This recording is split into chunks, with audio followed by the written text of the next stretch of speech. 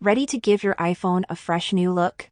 In this exciting tutorial, we'll show you how to change app icons on iPhone running iOS 17, but this will also work on iOS 16 or lower. It's really easy to customize and set custom app icons for any app on your phone, and the first step is to open Safari and download a PNG icon to your photo gallery.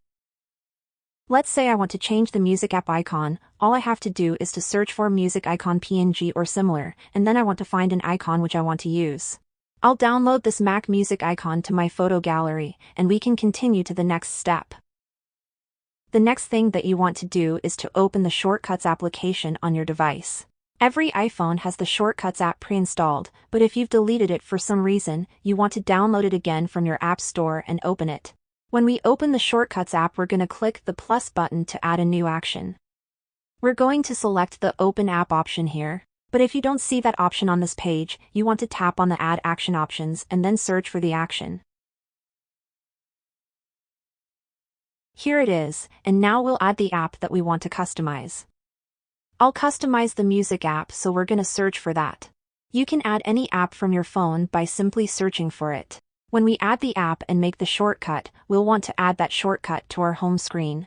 Tap on the share icon at the bottom and then find the Add to Home Screen option. Now let's add our custom app icon.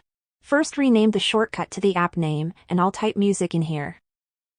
After that, you want to tap on the app icon, and then choose photo.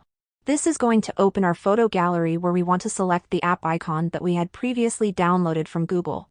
Once we do that, click on Add, and then the custom app will be added to our home screen.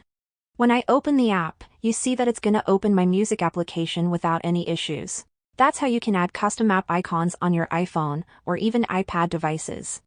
If this video helped you out and you were able to customize this without any issues, make sure to leave a comment down below, and I'll see you in the next video.